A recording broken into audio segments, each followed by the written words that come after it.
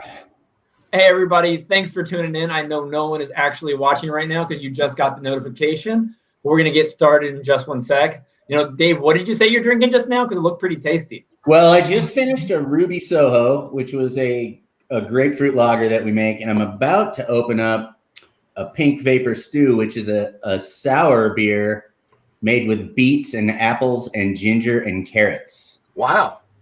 And it's super refreshing. We've been making this for a couple years, soured on the hot side, and nice, like really nice kind of refreshing summer ale made with root vegetables. I love the color that beets give to a beer. Oh, it's amazing. So about a decade ago when I was homebrewing a lot, I brewed a beer with beets as well. And it was a wheat beer. We called it Beat Your Wheat. And, I don't know how good the beer was, but all my friends like the name. We had the first Oktoberfest we had in Durango after we opened the brewery. So it was probably 24 years ago. We had a homebrew competition component to it. And I was one of the judges, and the winning beer was a beet beer. It was the first time I'd ever even imagined beets in a beer, let alone tasted or saw one. And I can say at that time, the judges were the only people that liked the beet beer. But the color of it, I think, clinched the win. Awesome. I love that story. Chris, what about you? I saw something in your hand there. It was just a Diet Coke, unfortunately. Oh, there wasn't any craft soda or some new beverage we haven't heard of yet? Well, not a lot of diet ones and being made so far. And so that's what I have to have. So, but we canned some beer at White Labs on Friday. Second canning run we did because we've been making beer since 2012 just to showcase what yeast do in beer outside of our tasting room. And so we did a hazy and a Pilsner. And they're just downstairs in the fridge, and I should have got some. Yeah, I really enjoyed what you guys have put out through the new tasting room that you guys have. It's just cool to see the same recipe brewed with different yeast. I think it's really awesome for the consumer, but also everyone working in the industry. That's something we can all appreciate seeing. Yeah, thanks. And then with our tap room closed in San Diego for most of this time, it still is right now because we don't have food. Asheville is open, but they have food there, but. Kind of by canning some beer using a mobile canner, it's giving the brewers something to get out, and at least in California and North Carolina, to be able to share. Still a lot of restrictions on what you can do with canned beer, especially with our little brewing part of like us, not in all these different states and things still like Scott. But anyway, we're working on it, trying to get that out a little bit more, especially when we can't do events here. Yeah, it's definitely fun to dive into. And Brad, you look a little empty-handed right now. No, I've got actually, this is going back to the early 2000s, this mug. Look, Chris, you'll be happy about this. Wow. Huh? Have your logo on it, in addition to my logo. So I've got a homebrew. It's a fresh hop ale made with Cascade hops that we grow here at the office. So just tapped the keg this afternoon and tasting pretty good. Awesome. Well, I appreciate you three taking the time in your busy lives. I know when you're in quarantine or semi-quarantine, it's a little bit easier to track people down. But I think it's really important that we, look back at your 25 years in craft beer. I mean, the industry has changed so much. And I was just thinking back to 1995. I mean, I wasn't too old myself in 1995, but, I remembered like O.J. Simpson, the Oklahoma City bombing. My sister was super sad when Jerry Garcia passed away. The Braves won the World Series. And I was looking at the movies, and it kind of made me laugh because the movie Babe was one of the top-selling movies that year, the one with the pig, and I just never really understood that. But, some people apparently got it, and Braveheart was also a big one. Coolio's Gangsta Paradise was the biggest song that year. So it's really fun to just look at what was out there in that time. And Dave, obviously you're into ska, and I grew up a huge Less Than Jake fan, and their first record came out that year. So I have to ask you again, favorite Less Than Jake record before we get into beer talk. Less Than Jake's an interesting one because they actually are the one band until this COVID that the one headlining band that didn't end up getting to play, and it was because of the hurricanes in Florida. They were scheduled to be our headlining act here at our anniversary party, which would have taken place just a couple of weeks ago. And the hurricane hit the day they were supposed to be flying out, and they all had to stay home, take care of their families and their homes. Actually, they didn't know what was going to happen. And so we were saved by the bands that were here and a band from Denver that came to make it. But unfortunately, one of the bands I was hoping to see never made it down to play. And then, of course, this year that the party didn't happen again, which would have been the Mighty Mighty Boss Tones this year. Oh, those are awesome. So, yeah, but there's been some classic ones over the years. And it's funny that you go right to music, because that's when I have a timeline, my perspective is everything's in beer and music. So it's kind of I can put it, you said OJ, and I'm like, God, really? Was that year? I know, right? But it was, we've done some, we did like a 20-year event. And I know, in Chris's neck of the woods, AleSmith is celebrating their 25th anniversary this year too. And we did, Allagash did an event with us on the our 20th anniversary as well. So there's some of the breweries I've really grown to love and respect that have been around an equal amount of time. And it's been a lot of fun, like having those guys as peers, all these years. No, it's been really interesting. Just looking back, 95, just barely 900 breweries were in existence. So it's just crazy to see now that we're 8,000 plus, and interested to see after the whole COVID pandemic kind of settles down what we end up at, what the current growth will stick around as. And unfortunately, we might see some shutter their doors. So it's definitely, looking back 25 years, things have definitely changed. Now, Chris and Brad, neither of you are quote unquote, brewery people, but you're both really vital in the industry. Chris, you're obviously with White Labs. Brad, you're with Brew Your Own Magazine and NanoCon. Now, what made you guys want to hop into the industry? Chris, why don't we start with you on that one? What initially decided, hey, I'm going to start in 1995 and open the yeast company? Well, I think me, like a lot of people, were homebrewing and read Charlie Papazian's book, Joy of Homebrewing, and I thought, this sounds fun. I was in college, and so in Davis at the time, I was an undergrad, and I just kept wanting to homebrew and keep trying to make better beer. And so when I moved to San Diego and found myself in the yeast lab, and then became friends with Yusef Chernay and some others that kind of started Homebrew Mart at the time, and then Ballast Point. We just homebrewed together for several years, not really thinking about business, just wanting to make beer. And we found our way, each of us, how to get in the beer business. Like the other folks around here at AleSmith and other places at Stone and things like that were opening up around that time period in San Diego. And it was just exciting, fun, creative. And I'm so glad it happened, but it didn't really happen on purpose. It happened through homebrewing. Did you expect you'd be here 25 years later, just still doing what you love? I didn't think about it that much. Naive, I guess. I don't know. And some of that's good in starting business. If you knew what it all takes, right? A lot of people wouldn't do it. And so I just took it day by day, and hope we would grow. And I just wanted to keep growing the company as the industry was growing. So that's what I've done from the beginning. I didn't get to a certain size and just say, okay, that's good. People need yeast. Breweries are growing. So I've just continued to invest in more and more capacity and try to do innovation. And some of those things help you keep around, by actually just participating in the industry and liking to be part of it. Well, you made it. It's great. It's great to still see the awesome things White Labs is putting out.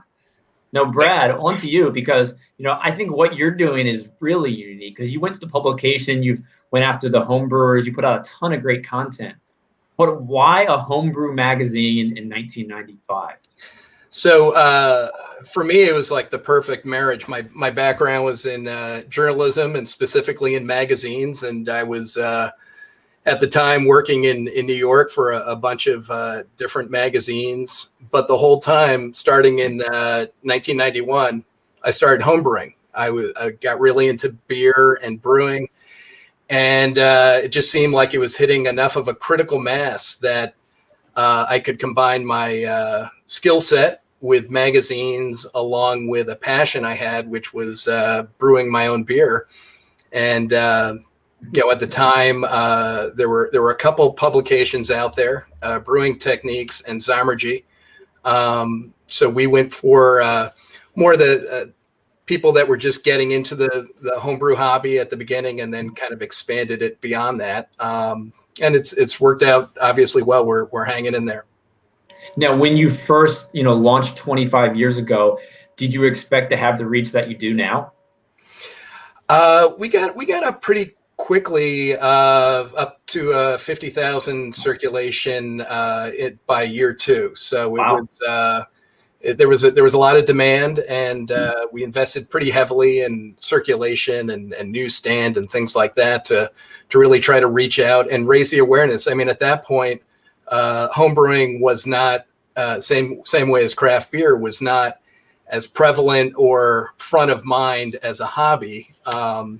So it was great just getting the word out and raising awareness. And as we all know, craft beer world and the homebrewing world are very closely linked at the hip. And it's been fun seeing both grow over the decade and a half. That's fantastic. Now, Dave, we'll kind of go back to you for a sec, because you gave us a little backstory on the fest, but what's the backstory of what made you finally decide to go pro and launch Ska as a brewery as opposed to just being, say, a home brewer?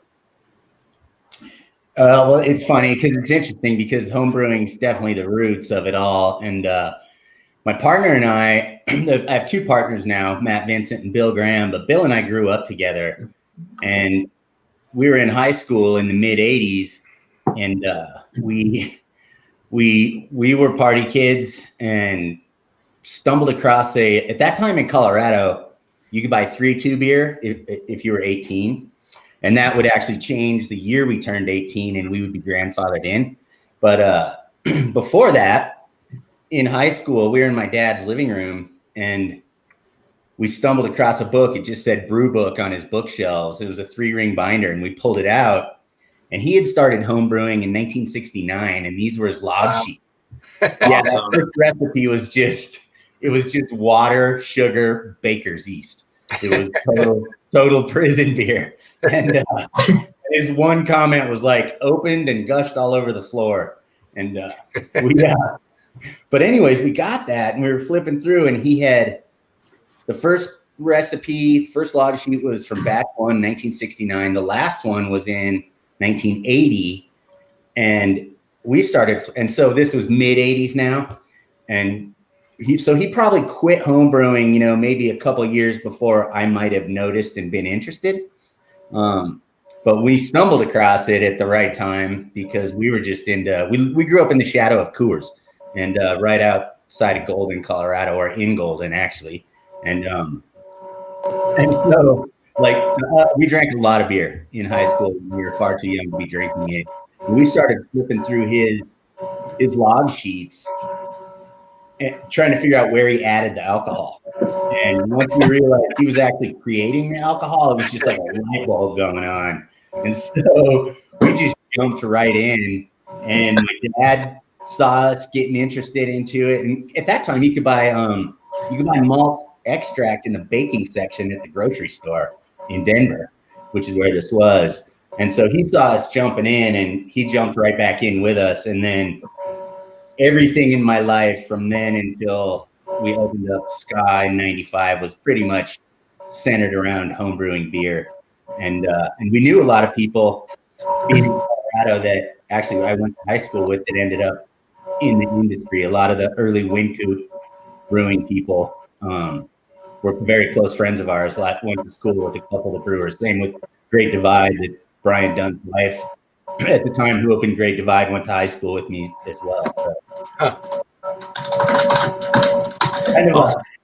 It was kind of all just, and then we were able to, it was early enough. And I think like Brad, the timing, he kind of touched on how they parallel homebrewing and professional brewing, craft brewing, how they parallel each other. And I think the timing for us was probably a blessing in disguise. It came we opened at a bit of a peak, and then it crumbled throughout the rest of the 90s, and then started the trajectory that grew to where peaked out a couple of years ago, and I think it just bought us the right amount of time to learn when we, one, weren't good, and two, had no money.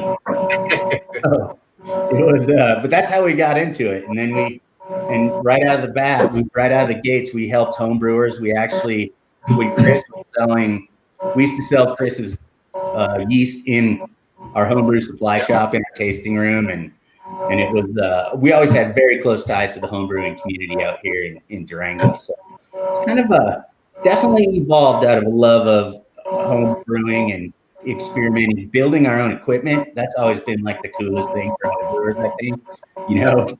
Just building stuff that didn't exist. That was what was cool about 25 years ago. There wasn't a lot of the equipment. You just had to make it up. Sure. Build it from behind a hardware store or whatever, No, Brad, is that something you dove into with magazines? Do you help with fabricating any equipment, or is it more so just recipes? Yeah, no, we've always had in every issue a projects column, which is a how to build your own DIY brewing equipment. Although, like Dave was saying, in the early days, there weren't these incredible sort of shiny pieces of equipment with all the bells and whistles already built in. You had to learn how to weld sometimes, or just figure out and get creative with how to build things from usually, the hardware store, the equipment, in addition to just the ingredients and the diversity of ingredients has been incredible, and the yeast strains that Chris is putting out there. It's a much different world on the hobby side and the small scale craft brewing side than certainly was around 25 years ago, where it was a lot of where to find used dairy equipment and repurpose that or what have you. So it's fun to see how people get started and hear the equipment they began with or how they made it work. Now, Dave, you had mentioned that you were the ones to make it through the late 90s and that little interesting period in craft beer there. When I talk to new brewery owners these days, I always ask them, if you could describe your concept in just a few words of how you're going to be different, what would that be? Would your initial idea of when you first launched in 95 be similar to what it is today, or have you kind of adapted your vision over time? Well, I'll be honest with you. I was just had a one-track mind, and I was more into making beer because I wanted to drink it than a business. I think honestly, we used to go to every beer fest that existed, and I think I recall some of our early conversations. Like, man, if you show up at a beer festival, they'll give you a hotel room. If you show up as a brewer, and in our mind, it was like, wow, hotel room, that's nicer than my house or where the car I live in.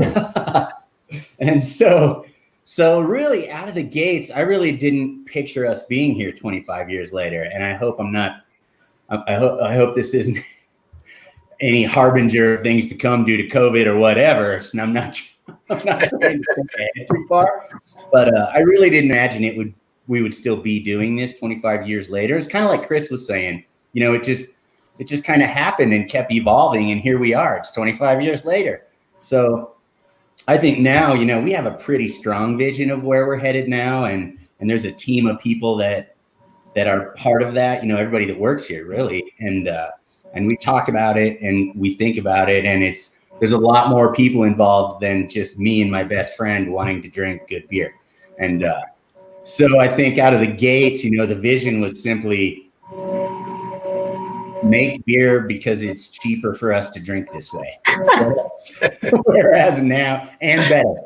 Whereas now it's like there's people involved and there's people that have been following us and part of our community here in Durango and around Colorado that we take into consideration when we talk about our vision and how do we bring those people into the fold and make sure that they're included in that vision. So it's a lot broader, and I think honestly more thoughtful than at the beginning. But I think you're not giving yourself enough credit there, because obviously, you took the ska name, you combined your love for music. When did you kind of take that and take like the ska style branding? When did that become part of the image? That was kind of right out of the gates when we started homebrewing. And this is like really dating it, but I guess the whole point is that it's been 25 years.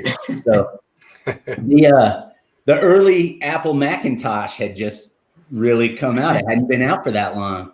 And so Bill, my partner, he had a Macintosh, and the cool thing you could do with the Macintosh was make a homebrew label where the text was green instead of black or whatever, you know?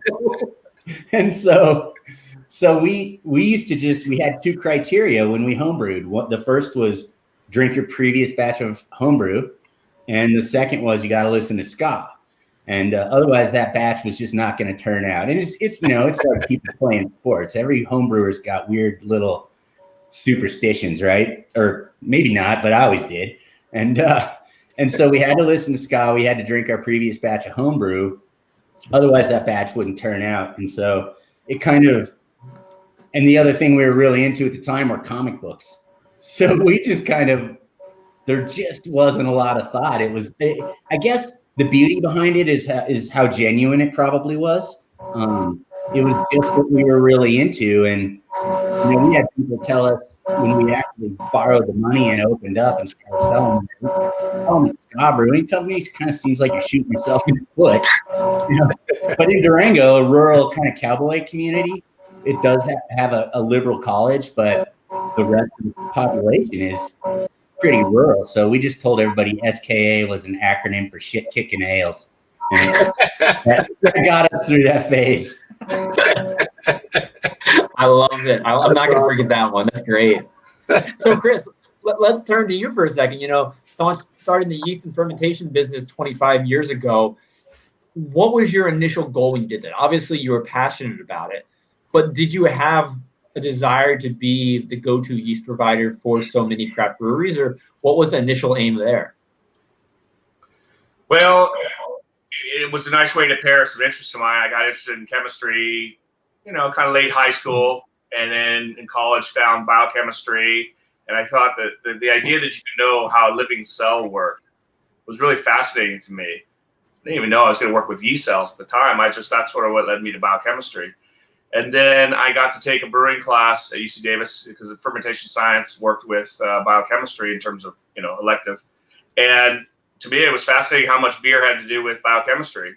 Obviously beyond yeast, all the enzymes, all everything about beer is biochemistry. And so that really piqued my interest, and I was already interested in beer. But I just thought that would stay a hobby. UCSD, like I said, meeting those people, homebrewing, being in a lab that made yeast. I just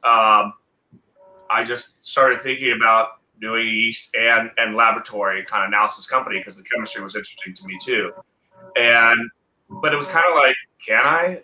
How do you do it? I mean, there was no real examples. You got to make beer, but there's a lot of ways to make yeast, especially across pharmaceutical to research to food. So I just sort of tried to how to figure it out, but it was always about, did it make beer taste good? Home brewing so much, and you sort of love building equipment, and that's part of this hobby. Wasn't a lot of ingredients or equipment there or information, so that's kind of what you guys are talking about. So that probably try to figure it out. I would yeast. I would grow yeast in a different way, and then we'd use it that weekend. It was a little different. The sizes, the pipeline, what kind of testing needs to be done. And then start the business, So I feel pretty lucky for doing that. We follow a lot of those little details from the early part of the process. The testing, how it started, how it's handled on -80 freezes in petri dishes and small scale cultures, and then to expand it to a production size. I learned that and we've stuck with it. And I think what you see here is, in talking about 25 years, you have to talk about patience. Here is our example of patience. It took a long time to put these things together to be successful. And bring on important people that became very important in our companies to learn how to do a finance department and all that kind of stuff. But that's all later. A lot of people start and they're just expecting instant success, and I think it's hard to do that way. I can agree to that. I mean, you got to be prepared to put the work in. Now, Brad, let's turn it your way, because obviously when you started 25 years ago, your goal was to be probably one of the go-to home brewer magazines in print. And now, 25 years later, I think the publishing world's changed a little bit. So just a little bit, yeah. Just a little bit. I take it you've modernized a little bit because you are still here. But looking back 25 years now, how has your vision changed, and how has your company model, grown with the times? No, it's I mean, like both Dave and Chris, it's you have to keep evolving if you're going to stick around 2.5 decades. So obviously print was the main driver.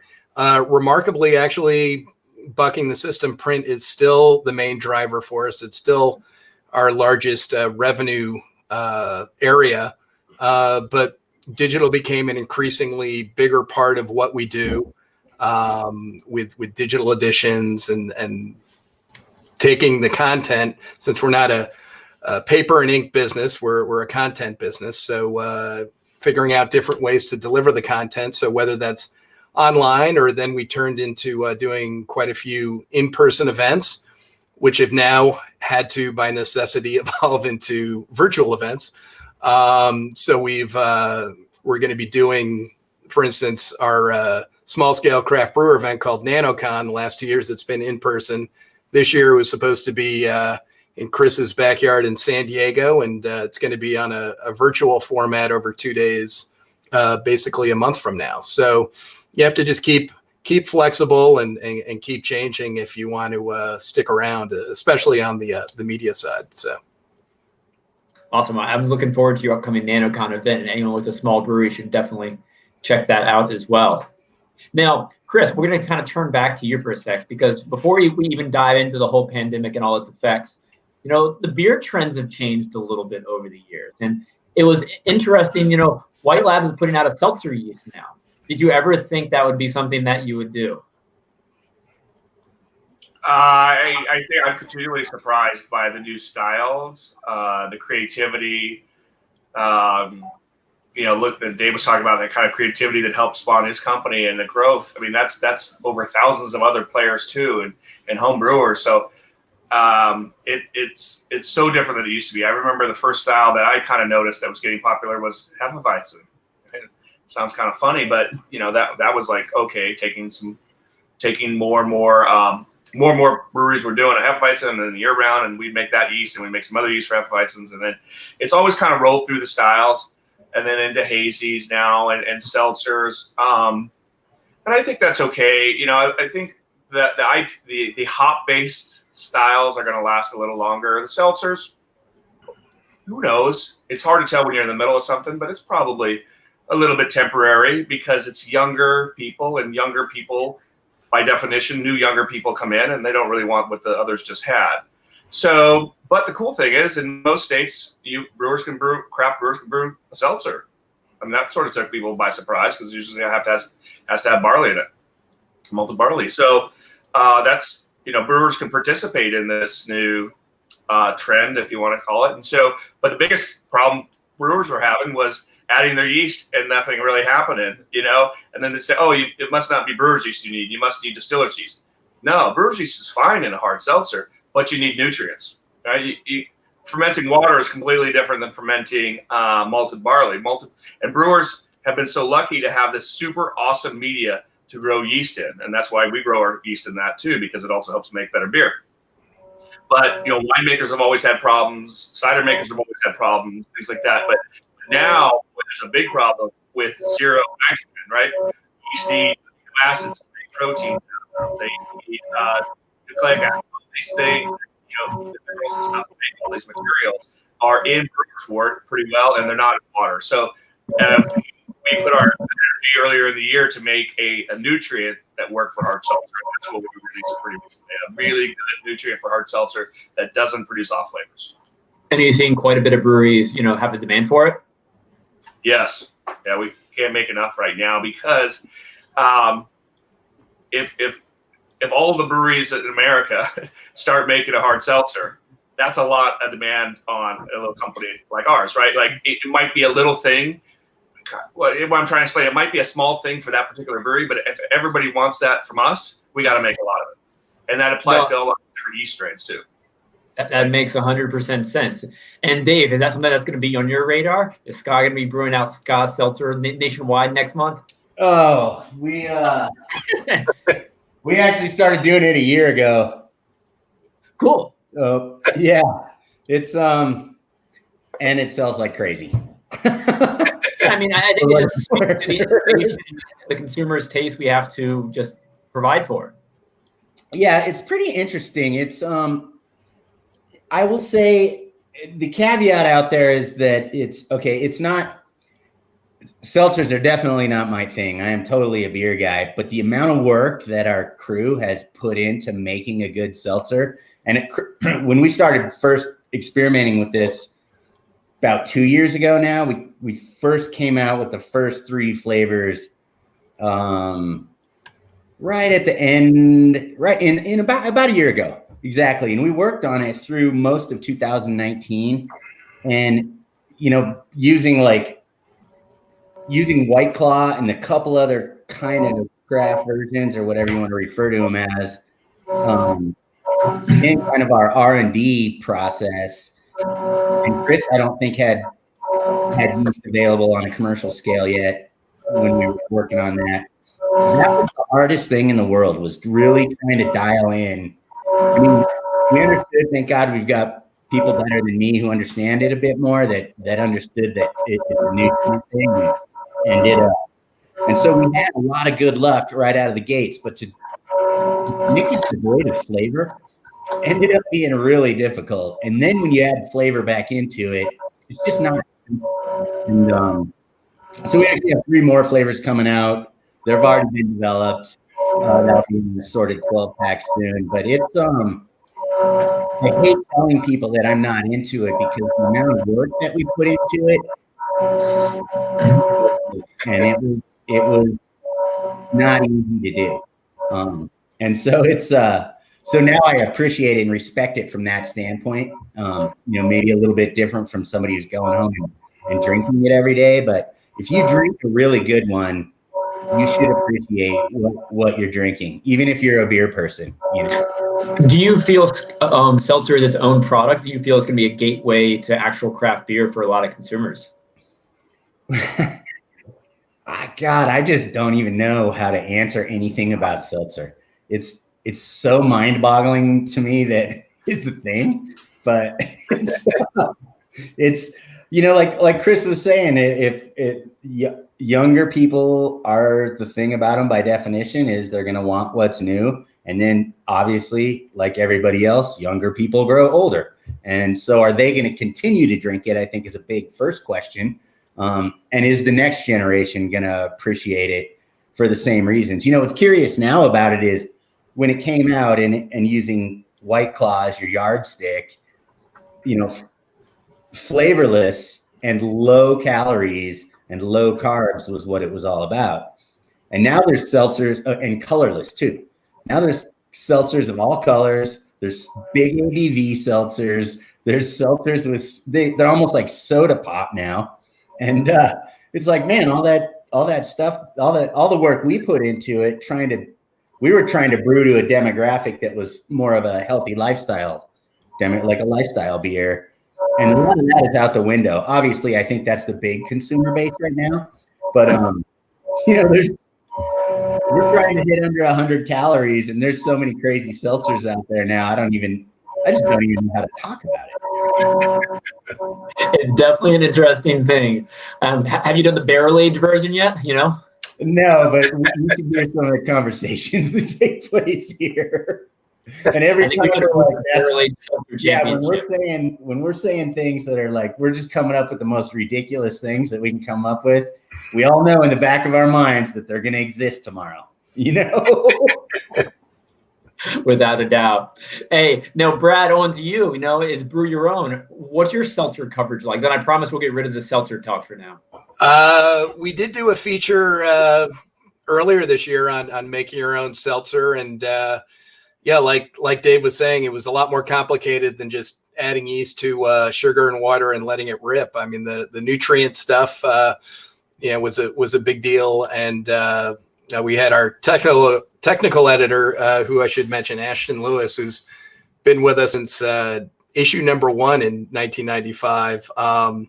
But Ashton had fooled around quite a bit with seltzers and enjoyed the chemistry and the back end of it. So he came up with some pretty good homebrew versions and put it out there. And my 3 daughters who are age 19 and up are thrilled by that article. So you gotta please. You gotta please. Yep.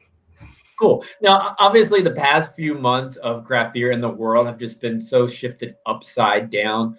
What are the biggest challenges? I mean, trying to think really unique to your business model. Obviously, the whole brewing industry is, having struggles. But in your brewery, your business, what's the weirdest, most unique challenge you've had to face during the whole COVID-19 pandemic? And, Chris, why don't we start with you on that one?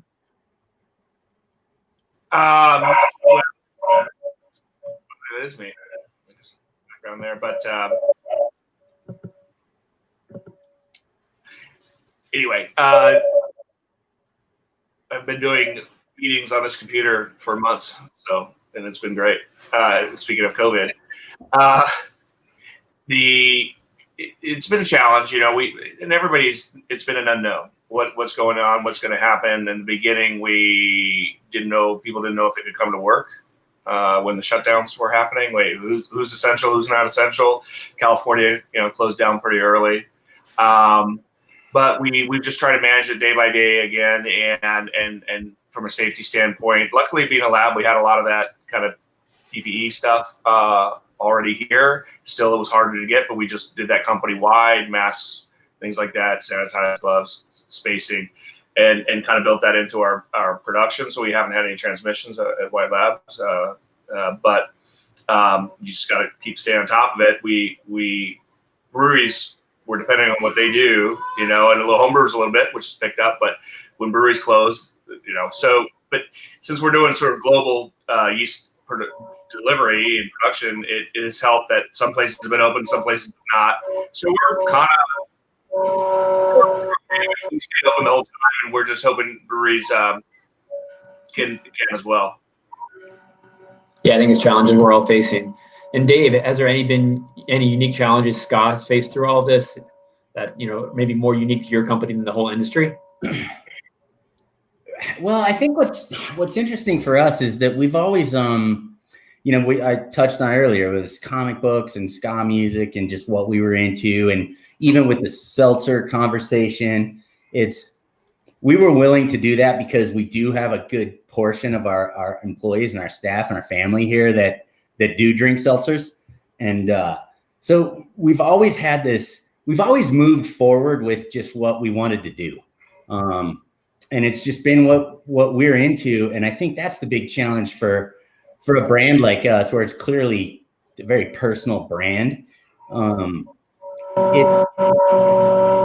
uncertainty about tomorrow makes it really hard if you're trying to pivot, or even if you've got what you think is the most creative and great idea, it's difficult to invest money and resources when things are so uncertain. So what's our biggest challenge right now is the risk that we were never afraid to take before. And, we've always just felt confident in what we were thinking and doing. And for the first time in 25 years, I'm not so confident. And that's, for me, it's the most terrifying thing that's happened to me in 25 years. I just don't know what to do tomorrow. And I guess everybody's facing that. It's not unique, but gut brewery. Like, we just do what feels good and what we like, and it's hardly been driven by much more than that. And now it's hard to believe in ourselves, Yeah, you got to stay positive through all this, because we don't know how long it's going to go for, and what's the point of being negative? Right. It's very true. No, Brad, because obviously, home brewing's seen a lot of attention recently. People spending more time at homes. I know I need to pull out my kettle and brew a batch when I have time after this conference. But, how has it affected the magazine for you? Are you seeing more people show interest, or have you seen a difference? Or what are the big takeaways in your world? Yeah, no, definitely home brewing is a silver lining within the COVID situation, at least as far as we're concerned. People were stuck at home looking for something to do, and once they went through all the Netflix programs they wanted to, they looked over and saw that old brew pot that they hadn't used maybe in 10 years or so and dusted it off. So we had a lot of sort of boomerang hobbyists that came back into home brewing that had been away from it for a while. And it was interesting to hear their perspective of how much the hobby had changed just in terms of being able to order whatever they might want online versus just having your selection of maybe 3 different hops, and things like that. So, so homebrewing's definitely seen a big resurgence coming back. We also had a lot of people that were looking for new hobbies and something to make them feel good about life in these situations, and something that they could do from home. And the fact that you're making alcohol as the end product probably doesn't hurt either. So, so with that, I think homebrewing has gotten a little bit of a jump start, which is obviously good for my publication, and hopefully brings along another wave of craft beer lovers and people that both on the hobby and on the commercial craft brewing side, want full flavored beer and instead of something else. So, so that's been nice to see. Our readership has definitely taken an uptick, primarily on the digital side, and we're seeing a lot more international readers find us online as well. So it's been interesting to watch, how that has emerged as a trend.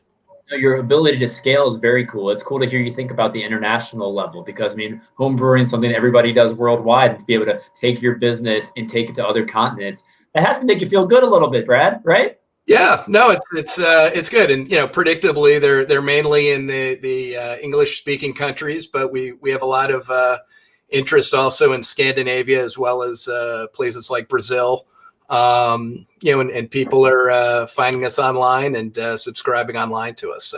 So it's been fun. Now, when I talk to business owners, whether they're in the beer industry or just talking to my local entrepreneur community, I love just to talk to the owner and find out what they're really passionate about and what they're proud of. I would love to hear from the 3 of you, like looking back on what you have done and what you've created. What are one of those moments you're really proud of, or what's something you're really proud of you've accomplished, over your career in the craft beer industry? Who wants to, share that one first? I love to hear that meaningful moment to you. And I think it'd be really inspiring to the group as well. Past 25 years. I think, kind of sticking with the theme of the conversation, that the milestones really in time have been, keep touching on it, but it's, you're just kind of going and doing your thing. And the next thing you know, it's 10 years, and then it's 15 years, and then it's 20 years. And I don't know what it is about 5-year increments, but it's like every 5 years you're like, oh my God, really? Have I managed to do this? And for another 5 years or 20 years or 25 total years. And we have a big party every year to celebrate that. And so it's always a big reminder, but people show up from all around the country and everyone's telling you happy birthday and happy anniversary. And it's kind of you hear a lot of stories at those type of events that give you all those little nods that you're like, wow, maybe I actually achieved something along the way. I did something that made this person feel good, or I brewed a beer that is one of their favorite beers now. And it's time, and then you look at when people remind you or tell you happy anniversary, congratulate you on those milestones. I always back it up with a story about why you matter to them. And whenever you hear that, it's obviously one thing in particular, but this is a big year for us, 25, and it's all year long. People have been telling me 25 years. I remember my first modus operandi or whatever. And every time you hear that, it's like, oh my God, you're making me cry, And so it's a series of a lot of little things that you get reminded of by by friends and family, you know, every now and then, and I think that comes with those chronological reminders, you know. You know, looking back on all your celebrations you've had for these anniversaries, is there any that stand out? It was the one, you know, party or concert that you had that was just like, wow, that was the best. We had a pretty good run till the Less Than Jake debacle, and then this year, obviously. There's been, what's been really cool is there's been some a lot of the bands have been around for a long time, and when they talk about how much they appreciated being here, I could think of bands like the Toasters, and Fishbone was really fun. There was one year where we had a band out of California called the Mad Caddies. Oh, I love that. Their 25th anniversary as well. Did you know? Right. Yeah. So same. And we were talking to them about coming back this year, but we have these outdoor 240 barrel fermenters, you know, and there's a catwalk to get up there, but you got to kind of weasel your way through the warehouse and up a couple stories to get out onto that catwalk. And the Mad Caddies were playing, and then the lead singer starts talking about, has anybody seen this little guy with this trombone? And next thing you know, you hear this trombone just blaring, and everybody looks up, and he's in the back of the venue up on top of a 240 barrel fermenter, you know, 40 feet in the sky, playing his trombone with his wireless mic or whatever. People just lost their minds. And it was totally dangerous, and probably, hopefully, wasn't shared enough times that, you know, anybody that shouldn't see it should see it. But it was, at the time, it was spectacular. And I don't know, a couple moments like that. And then the following mornings, you know, when you get to recoup and kind of revisit everything with the band and put all the pieces together, we've had a good run. Weather's always been good, and we were about due for a COVID anniversary party. That's terrible to say, but you know, it sounds like an awesome run. Yeah. Chris, what about you? You know, what are you proud of that you've done through White Labs the past 2.5 decades? I'd really, you know, you made me think on that one, because what seems like a big milestone at one point, you just start working towards another one. And well, first of all, I did get a beer. Yeah. So they brought me a beer, a nice hazy beer, and these are the 4-packs that we did. So it's a big 4-pack with 2 different yeast strains, hazy beer with yeast strains. So yeah, it's pretty tasty. They did a good job. You know, when we moved into this building in San Diego on Candida Street in 2011, I really thought, oh gosh, finally we really made it. You know, we got out of our little facility with other ones around it, and the constant stress of knowing where we're going to be able to house this new bigger operation and get kind of professional. And oh, great. Okay, we did that in 2011, and about the same time, Jamil and I did the yeast book, and things were like, okay, gotta sit back for a little bit and enjoy this. And then I couldn't, because it still wasn't big enough. You know, industry was growing so hard. It's like, oh gosh, I gotta get another building. I gotta get, you know, more buildings around here. I gotta work on other locations. Start working on Asheville, North Carolina, and in Copenhagen. So. I don't know, and then you just keep doing that, and but what happens that whole time, you know, is the people around you. It's just exciting to me. I think the most gratifying thing has been able to build careers for people, and it's just amazing to see. You know, people, the language change. I walk around here and I hear people talking about certain things like, oh, we're a real company. Oh, that person's got a real job. They're real professional. And they're buying houses and having families and stuff like that. And that's when this kind of COVID thing comes. That's what really, it was the scariest thing to me too. I'm glad Dave said that, because you're scared of all your people here and what they're going to do. And then even when you come back again, not everybody can work from home if every job's different. And how are you going to accommodate people, and how are you going to make sure you don't lose your business? And yet ask for some sacrifices from the staff at the same time. So those were very challenging. It's very different. We've been growing steadily for 25 years. We never had to do something like this. And I can tell you the people shine, right? So we know we got the right staff here. When no one went running, they went, how can we help? And that's been an awesome thing to see for me, and here. So across all happy, but that was a really heartwarming story right there.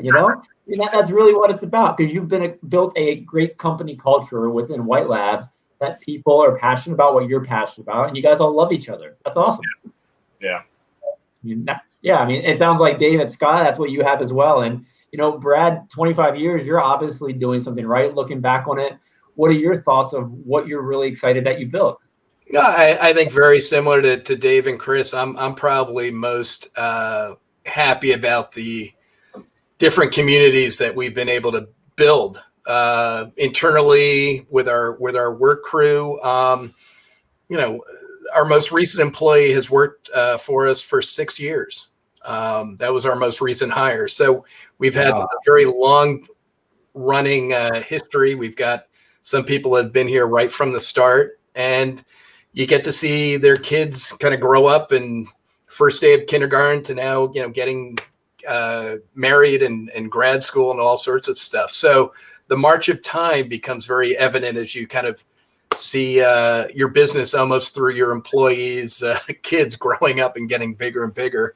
And then also the community of homebrewers that we've been able to build and create sort of an extended sort of beer loving family, and interacting with them. They're very passionate about what they do.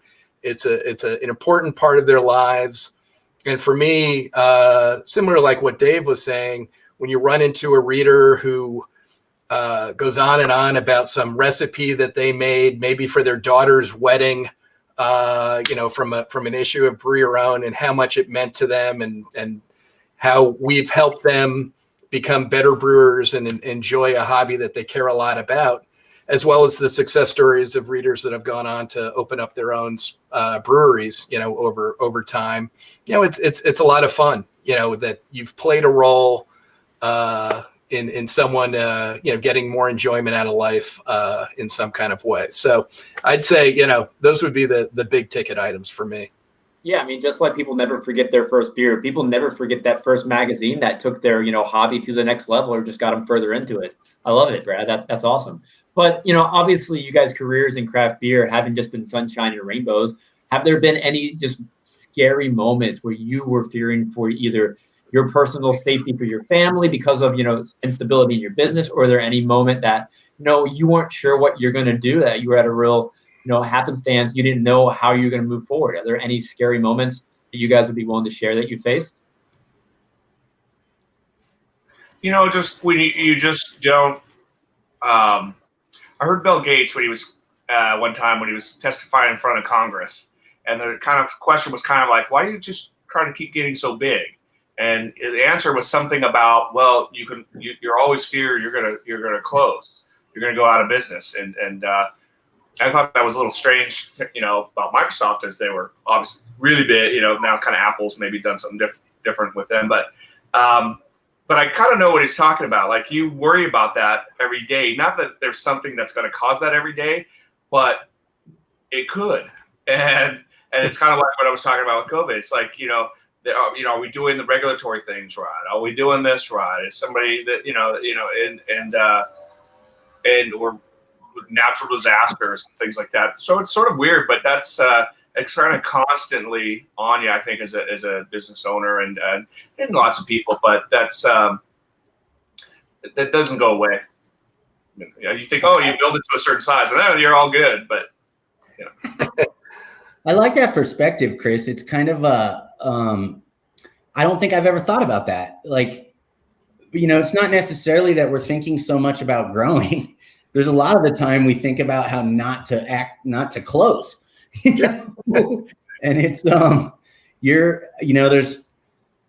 there's other people counting on us and other people's families counting on us, and so it's not always about grow, but how do we protect what we've built and make sure that the that those people that are part of our family here in the industry and in our businesses don't lose what they have here and what we're doing this for. And so it's kind of that's funny because everybody's always asking, what are your plans? How do you plan to grow? What are you gonna, and it's we had a couple job interviews today, and every single person, that was one of their questions back for us was, what are your plans for growth? And sometimes, and especially in a year like this, you have a chance to take a step back and think, I'm going to try to protect and preserve what is safe right now and what is good for all of us, and maybe that's where I say earlier when you talked about challenges and me not willing to take the risks I'm normally willing to take, maybe some of it's just preserving what you have until that next opportunity or window of opportunity presents itself again. And so I kind of like that I like the Bill Gates. It's complicated, right? And it's our responsibility to manage that so those things happen, right? Because it's not like personal. Like, say somebody has a personal bankruptcy, they kind of know they probably have no money, right? But in a business, it's much harder to know that about cash. And I've seen a lot of businesses that seem pretty successful go out of business, and people are like, well, we're just selling a whole bunch of beer here. But they ran out of the cash they needed to pay the bank or the taxes or the people. And it's not as obvious in a business that that's happening. Right. Yeah. That kind of ties into something that I think Brad's heard me say before. A brewery, even opening 10 years ago, they can make okay beer, have an okay experience, and probably sell a lot of cans of it.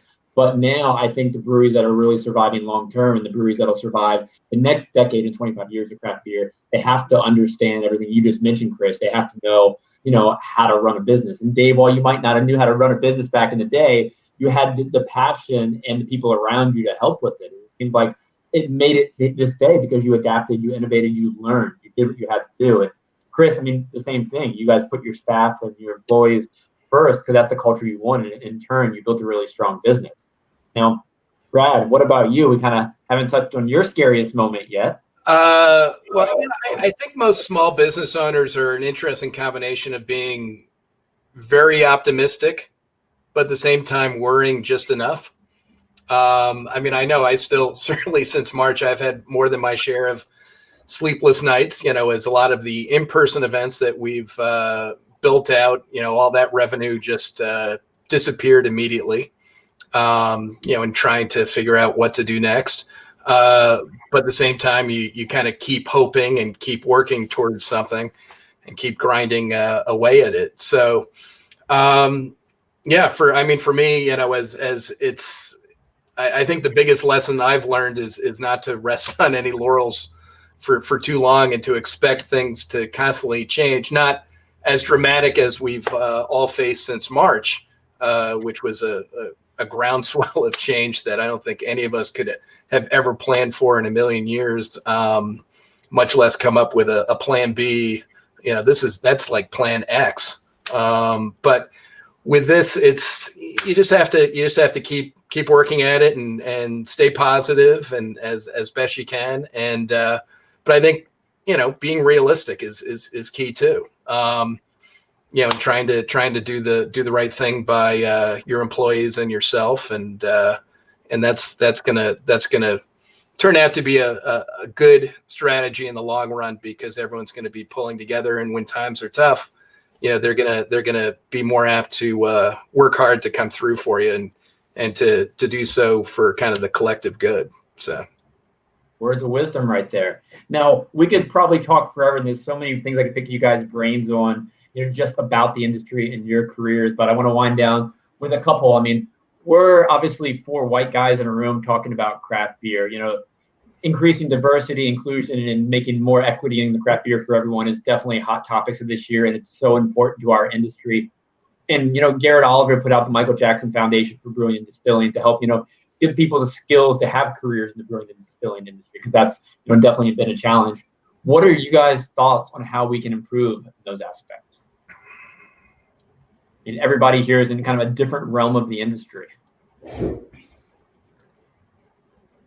I think it's a I think we're in such an interesting time right now, and I wish it wasn't so political, because obviously what you're talking about is incredibly important, and diversity within our industry is something that I think that matters to most of us, if not all of us.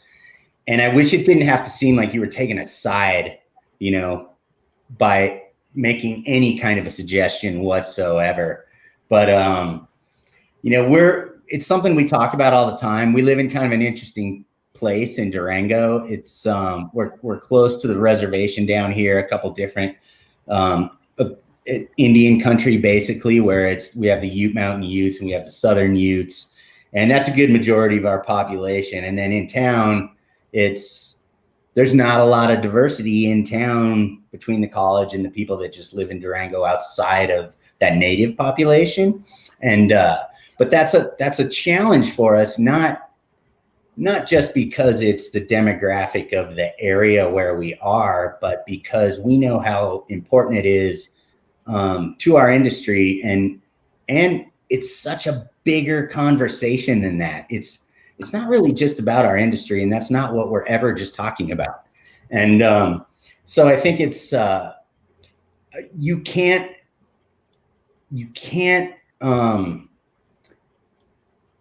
I don't think there's any end to the importance of the conversation. It's incredibly important to me, and I think you mentioned Garrett, and you've seen an upswell, especially like in social media, and especially amongst the people that are younger in our industry, us being old white guys, like you pointed out.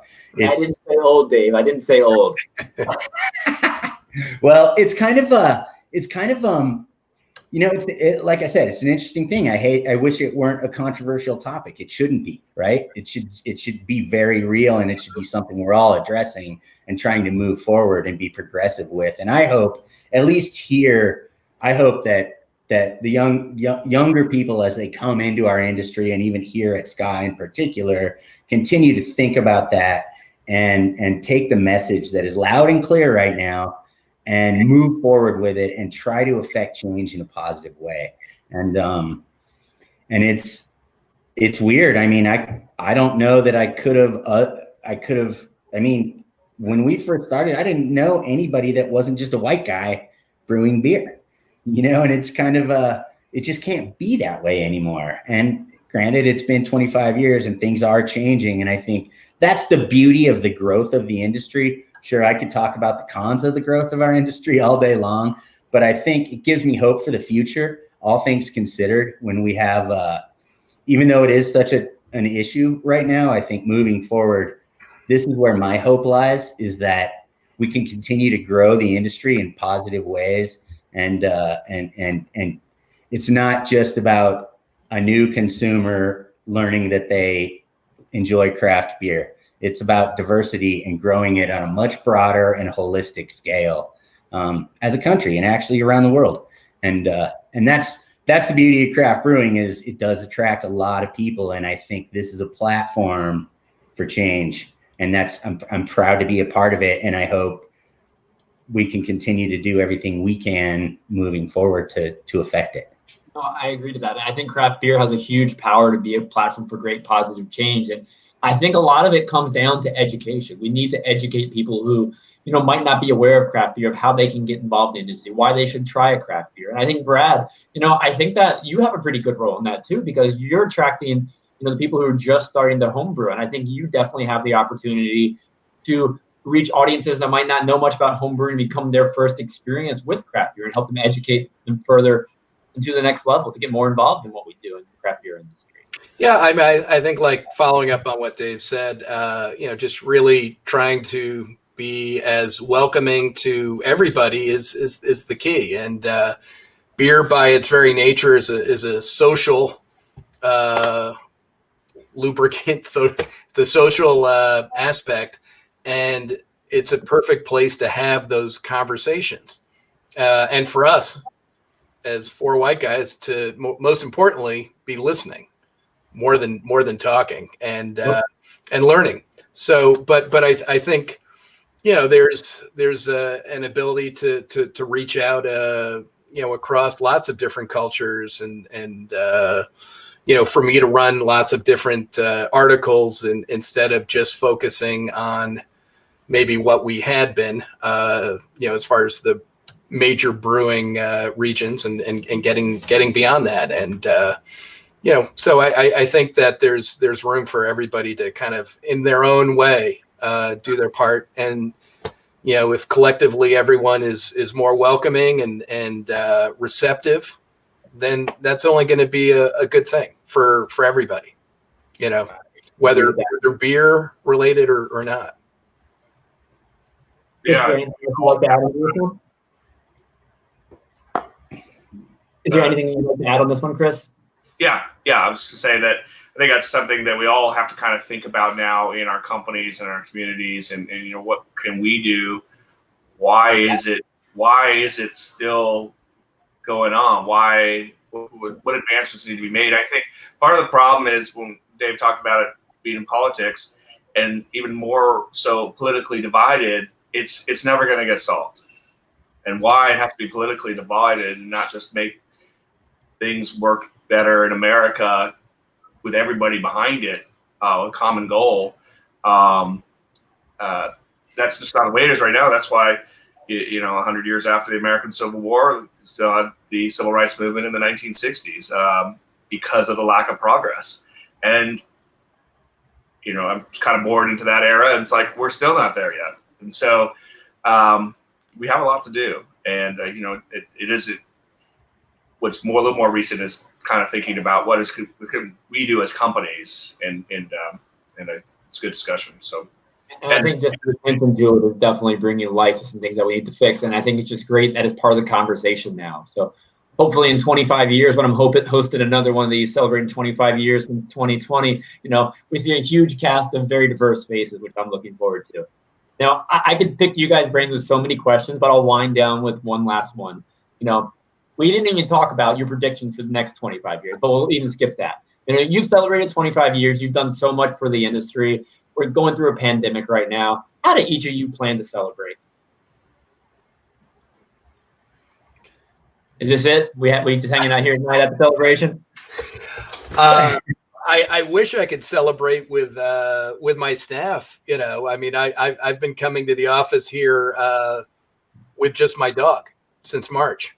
So everyone's been working remotely from their homes, and miss sort of the social interactions that we'd have on a daily basis. So, but getting together with everyone and while not, forgetting what's going on, at least taking a deep breath and remembering why you enjoy each other's company. So awesome. What about you, Dave? Do you have any plans? Obviously no concert this year.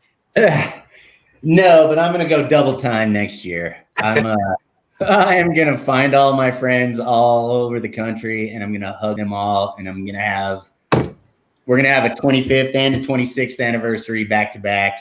And you will never know that I missed a year. That'll make a sweet concert. I love it. How about you, Chris? Well, yeah, we were all kind of wondering how long is this going to go on?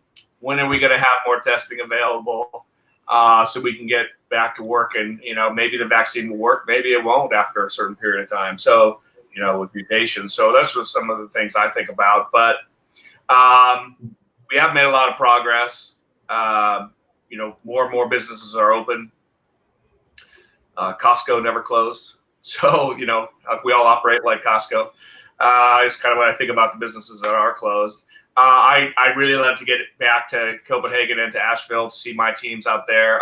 But I'm going to go at the end of this month to North Carolina. So looking forward to that. Haven't seen them since January because the next trip was going to be right when things kind of started closing down. And then just have a beer with people and conversation, see how people are doing, what's changing their lives. So, but having beer with people, that's what I enjoy. Yeah, I think this year's definitely been a little more low key. I was talking to a friend online the other day, and I think I've had the opportunity to connect with more people virtually than some of my best friends who live less than 3 miles from me. And I think that's been the really interesting thing about this whole pandemic. We spent so much time at home just thinking about things. We've got to make new friends. We've got to have new conversations. And I think it's all really important.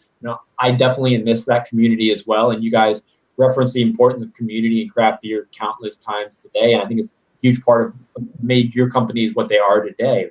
But I think we're definitely in store for another interesting year. And Chris, I hope we're sharing beers in person next year at this time in perhaps Asheville.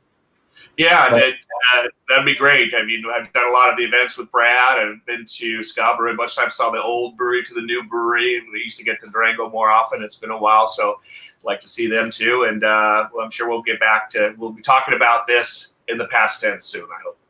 Yeah, I think we definitely will. Now, is there anything else you guys would like to throw out to everyone watching right now? Any advice for those with careers in craft beer right now before we settle off?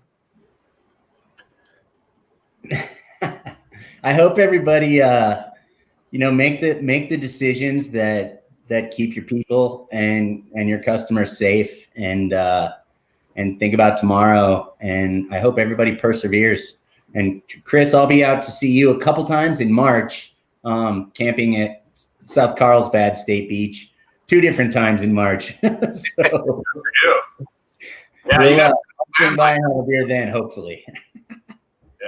Yeah, we got some great. California's a great place for camping and beaches and mountains, and it's got a lot here. So glad you're coming out. Cool. Well, gentlemen, this has been so much fun. We could talk beer forever. Next time we're going to do it in person. I appreciate you taking the time in your 25th years to come celebrate on this little panel today. I appreciate everybody for watching. Go have a beer, enjoy your evening, and thank you guys so much for joining. All right, you bet. Thanks a lot. Bye, everybody. Appreciate it. Take care.